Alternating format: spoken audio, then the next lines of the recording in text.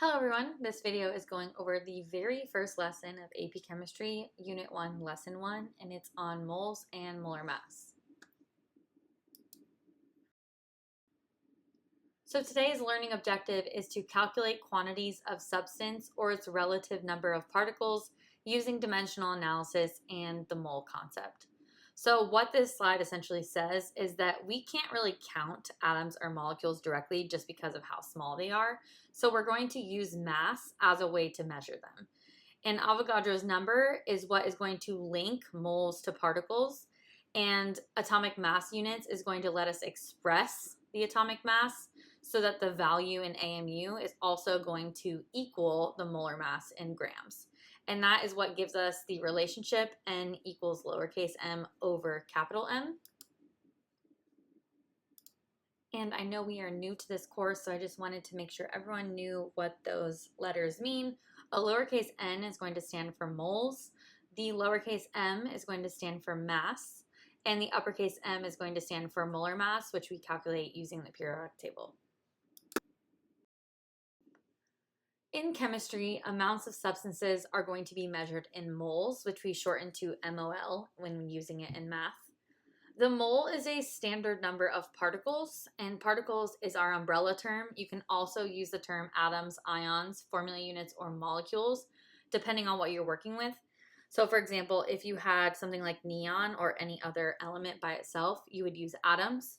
If you had an ion, like let's say Fe2+, then you would use ions. If you had a ionic compound, like let's say NaCl, you could use formula units. And then if you had a covalently bonded molecule, like let's say ammonia, then you would use molecules. But just keep in mind, you can use particles for everything. So I usually tell my students to kind of focus on that unless it's like a specific multiple choice question asking which one that you would use. And when we're talking about number of particles, the actual number of particles in a mole of anything is going to be 6.022 times 10 to the 23rd, which we all know as Avogadro's number. And I want to write this number out for you guys just so you can see how big it is. So when I say I have a mole of something, that means I have this many of them in that sample.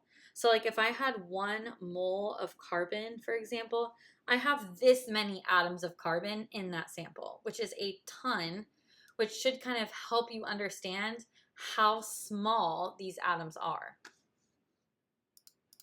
To better understand this, let's look at these 4 samples. So I want you to pause this video and ask yourself, what do these 4 samples all have in common?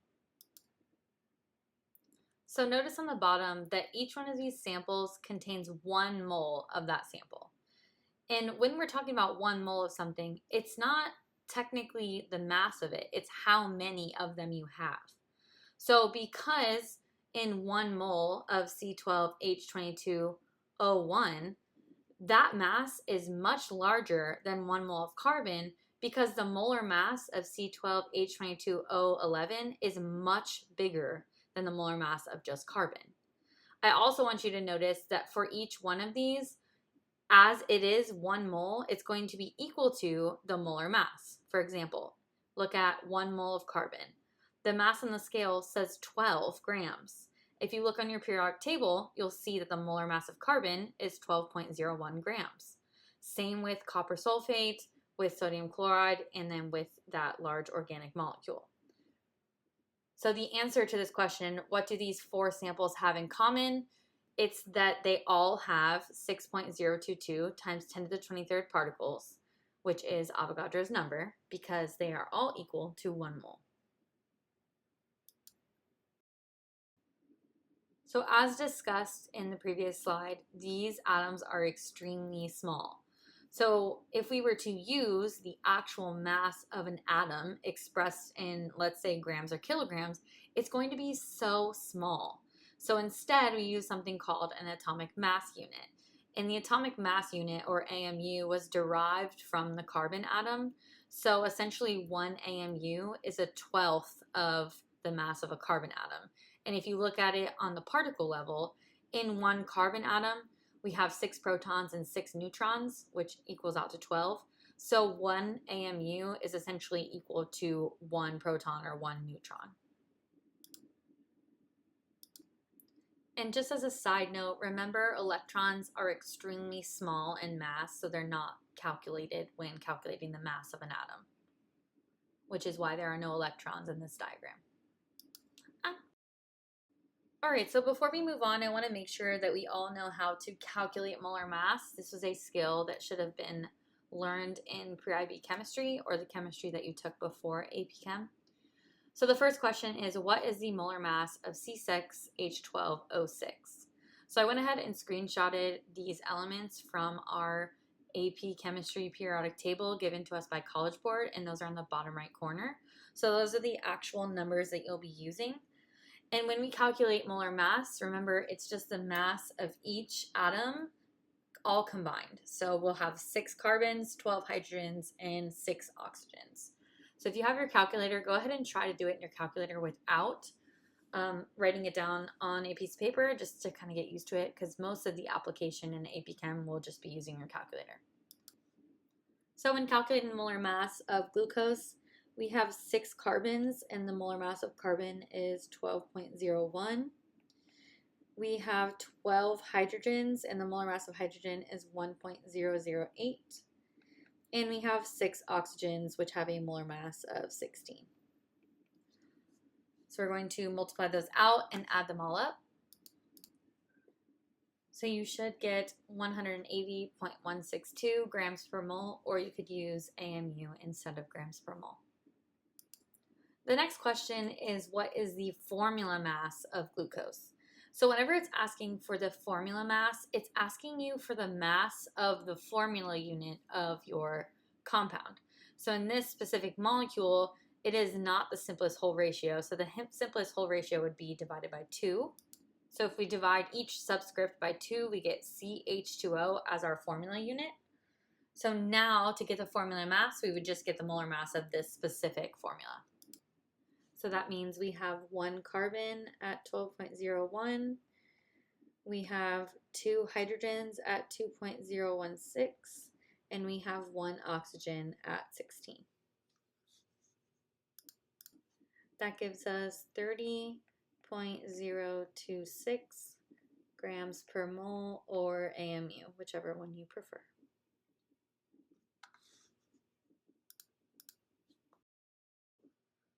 Okay, so let's look at some of these mathematical relationships, because it's really important to understand when we start doing more complex stoichiometry problems. So the first one says, what is the mathematical relationships between moles and mass? So we know in 1 mole of any substance, it's going to be equal to the molar mass of that same substance in grams. The next question says, what is the mathematical relationship between mass and moles for specifically NaCl? So it's the same concept, just with more specific information. So we know in 1 mole of NaCl, it's equal to the molar mass of NaCl in grams. So to get the molar mass of NaCl, we would put 22.99 plus 35.45 in our calculator, and that's going to be equal to 58.44 grams of NaCl. And then the last question says, what is the mathematical relationship between moles and atoms of neon? So I'm actually really glad that I did this to you, even though it was kind of a mistake.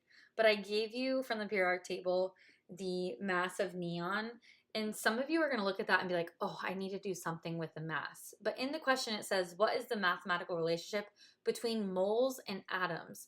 It says nothing about mass, so you're actually not going to use the mass of neon at all. And AP does like to do that to you in free response questions. So I just want you to make sure you're really reading the question and understanding what you need to answer the question. So since it wants the mathematical relationship between moles and atoms of neon, we know in 1 mole of anything, it's going to be equal to Avogadro's number in terms of number of particles. So if we're talking about moles of neon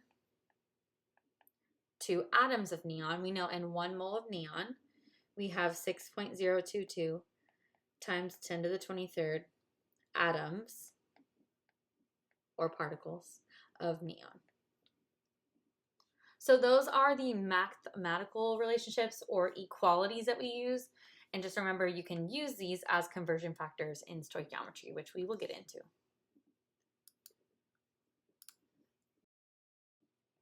When converting a known quantity from one unit to another, you're going to multiply by a conversion factor with the starting units in the denominator. So for example, a sucrose packet contains 4 grams of sucrose. How many moles of sucrose does the packet contain? So we're going from grams to moles, and we know that in 1 mole of anything, it's equal to the molar mass, which is in grams. So that's our equality that we're going to use. Now we need to put it into a conversion factor. So when we put an equality into a conversion factor, you need to know what to put on top and what to put on bottom. So for this specific question, we have 4 grams of sucrose. So I need to get rid of grams as a unit so I can convert to moles. So in order to do that, I have to make sure that grams is on the bottom and moles is on the top. So when I do my math, my grams are gone and I'm only left with moles. So my answer for this question would be the right conversion factor.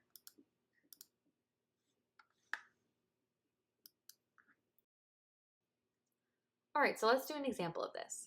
How many molecules exist in 0.091 kilograms of glucose? So I always tell my students to start with what you got. And what you got is 0.091 kilograms of glucose. So I know I'm using that information to take me to what I need to get. And what I need to get is molecules or particles. And whenever you hear those words, you should think Avogadro's number. Because we know Avogadro's number, 1 mole is equal to 6.022 times 10 to the 23rd particles, or in this case, molecules.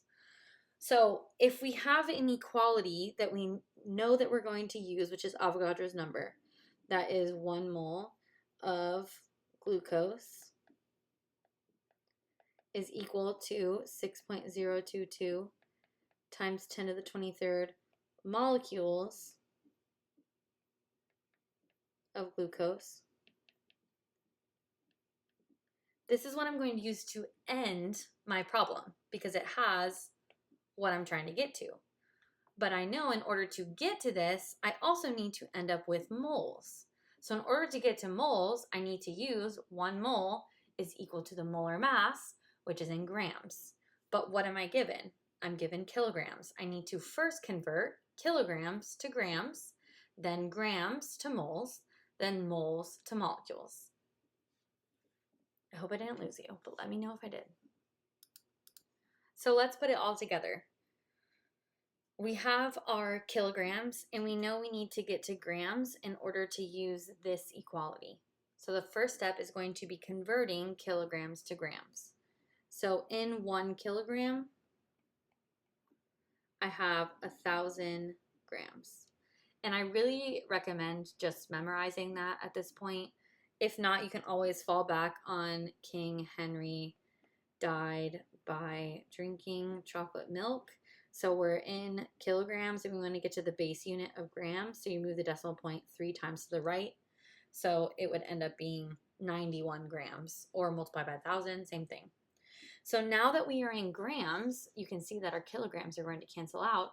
We can go ahead and use our yellow equality over there. 1 mole is equal to the molar mass. So again, we want to get rid of the grams or the molar mass. So the molar mass is going to be on the bottom.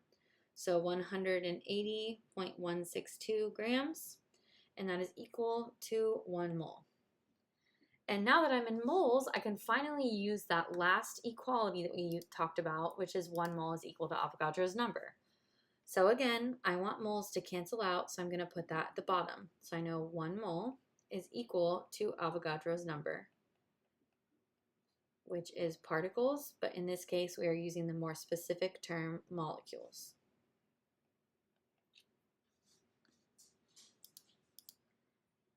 So before you start calculating, it's always a good idea to make sure that your units cancel out. So you can see our kilograms are gone, our grams are gone, and our moles are gone, and we're left with molecules, which is what it asked for. So we can go ahead and plug in our math. So in your calculator, you would do 0.091 times 1,000 times 6.022 and then divided by 180.162.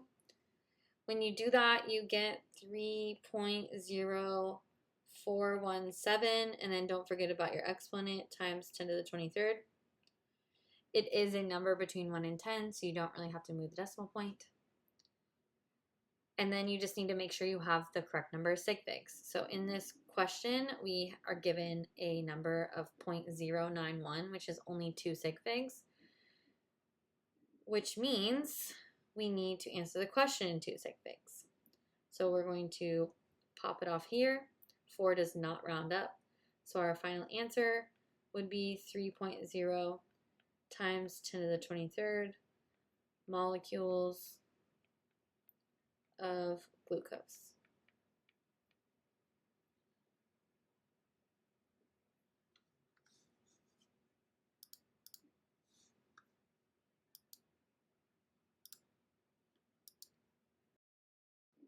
All right, so now I want to look at a few past AP chemistry test questions. The first couple are going to be multiple choice. This one says a student has a 1 gram sample of each of the following compounds: NaCl, KBr, and KCl. Which of the following lists the samples in order of increasing number of moles in the sample? So you can technically do this 2 ways. You can do it based off reasoning, and you can actually do the math. So first, let's talk about the reasoning side of things, and then I'm hoping to explain the reasoning with the math afterwards. So we know in order to convert something from grams to moles, you need to divide by the molar mass. And if you're talking about fractions, we know that 1 over 2 is going to be a much bigger number than 1 over 16, let's say. So the larger the number on the bottom, the smaller your final answer will be. Which means if we're looking at these 3 samples, the one with the largest molar mass is going to generate the smallest number of moles. And the one with the smallest molar mass is going to generate the largest number of moles out of the 3. So looking at NaCl, KCl, and KBr on the right here, you can see just by their numbers that NaCl is going to be the smallest, and then KBr is going to be the biggest. So if the question wanted increasing number of moles in the sample, we know that KBr would be first, KCl would be second, and NaCl would be third. So the answer here would be D. Now, if that doesn't make sense yet, that is completely okay. I'm going to explain how to actually derive the numbers with what you're given. So we know that we're starting with 1 gram of each of these. So we have 1 gram of NaCl, we have 1 gram of KCl, and we have 1 gram of KBr. Now, using our conversion factor, we have an equality of 1 mole is equal to the molar mass. Since we want to get rid of mass, the molar mass is going to be on the bottom. So in 1 mole of NaCl, we have the molar mass of NaCl, which is 58.44. And then in 1 mole of KCl, we have the molar mass of KCl, which is 74.55. And then in 1 mole of KBr, we have the molar mass of KBr, which is 119. So by doing this, we get rid of our grams. We're left with moles, which is what it's asking for, increasing number of moles, and answer the question. So you can see if it's asking for increasing number of moles, we see that KBr produces the smallest amount and NaCl produces the largest amount. So the order would be KBr, KCl, and then NaCl. This next question says a student obtains a sample of pure solid compound. In addition to Avogadro's number, which of the following must the student know in order to determine how many molecules are in the sample? So to figure out how many molecules are in a sample, the student needs to connect mass to moles and then to molecules. So we already know that we're using Avogadro's number to go from moles to molecules, but what are we using to go from mass to moles? So the more obvious part of this is we have to have a mass to start with. We need the actual mass of the sample that we're starting with, and then in order to convert from mass to moles, we need to use the molar mass of whatever substance we have. So the answer to this one would be C.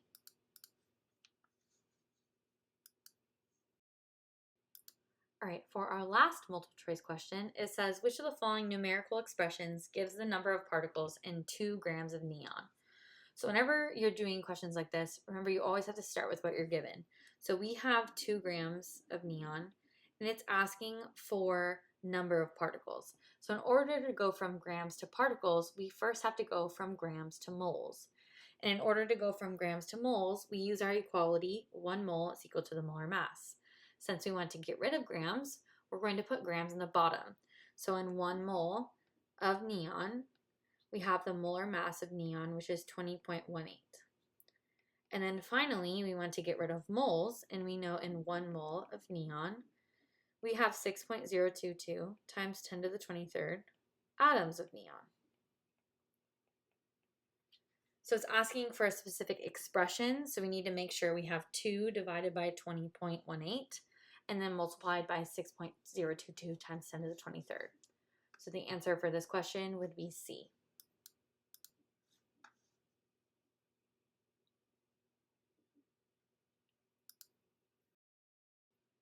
All right, before I give you more practice problems, I wanted to go over a past FRQ question. So in this free response question, it says, in the first 2 experiments, a student is assigned the task of determining the number of moles of water in 1 mole of this magnesium chloride hydrate. The student collects the data shown in the following table. So we have the mass of the empty container, we have the mass of the sample and the container, we have the mass of the sample and the container after its first heating, after its second heating, and after its third heating. So essentially what's happening is you're taking this hydrate, you're putting it in, let's say, a beaker, you're weighing that, then you're heating it to evaporate some of that water, and then you're heating it again to evaporate more water, and you keep heating it until you show no more signs of loss of water. So A says, explain why the student can correctly conclude that the hydrate was heated a sufficient number of times in the experiment.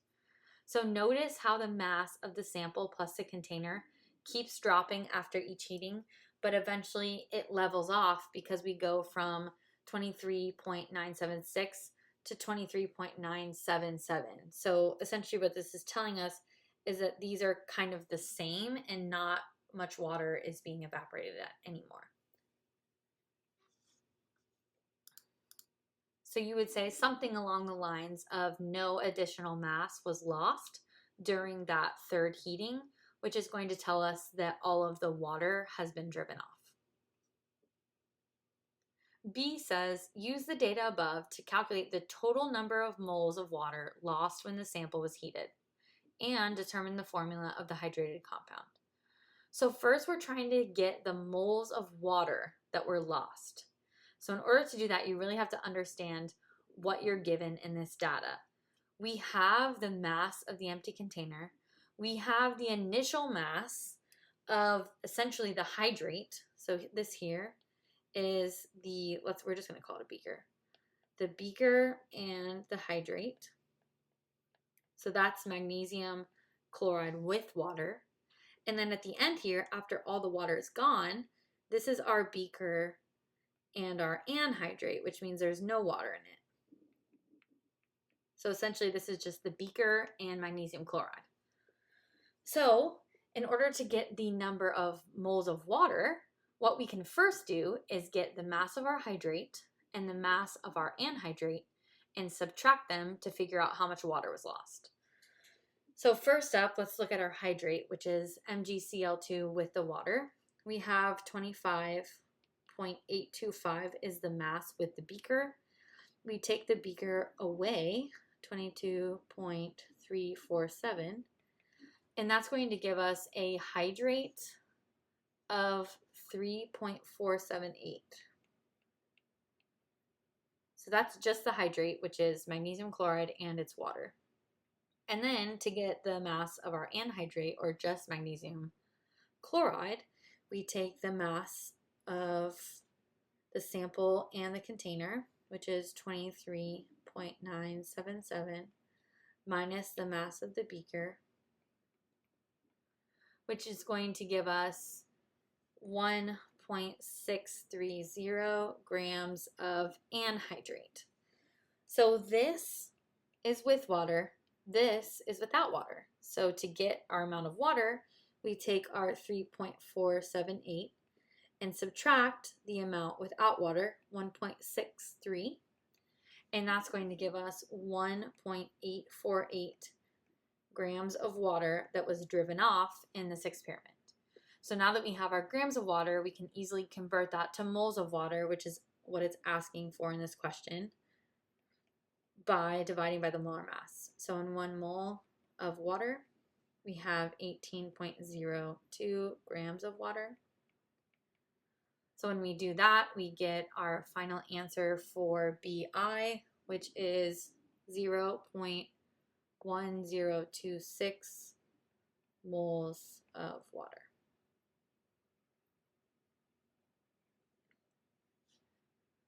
And then the last part of this FRQ that we're doing today is determine the formula of the hydrated compound.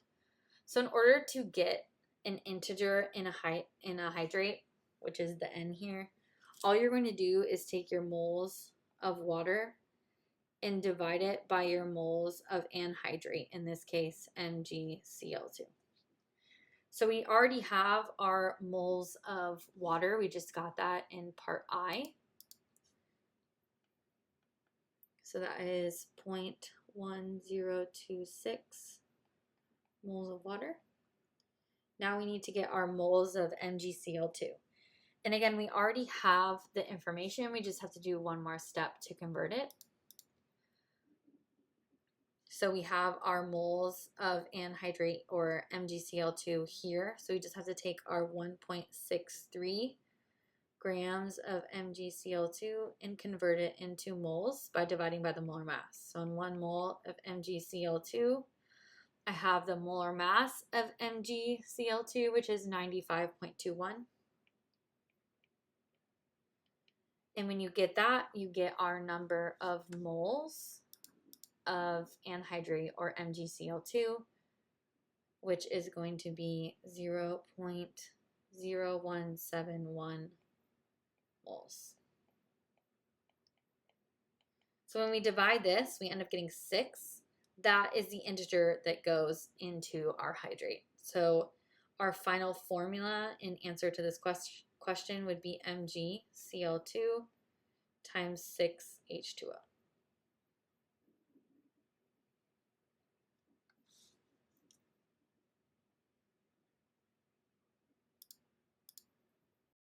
And then if you're interested, this is the actual mark scheme from the test.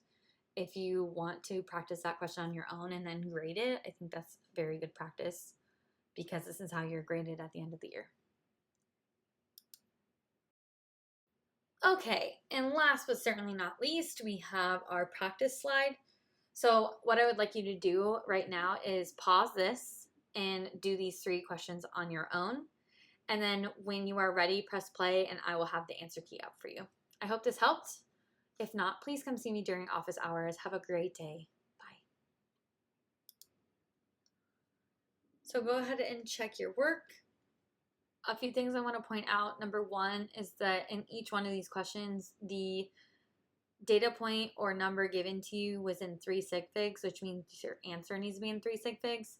So in number 1, you should have got 3.493. The 3 does not round up, so you would cut it off there. It would be 3.49 moles of calcium. For number 2, the 7 does round up when you cut off the number of sig figs, so it would round up to 4. So it'd be 0.00234 moles of copper 2 bromide. And another side note on that, you can absolutely answer that question as 2.34 times 10 to the negative third if you would rather. It's the same answer, and AP Chemistry does not care, so whichever you prefer. And then same with number 3, when you cut it off after 3 sig figs, it does round up, so the final answer would be 3.15 times 10 to the 23rd molecules of carbon dioxide.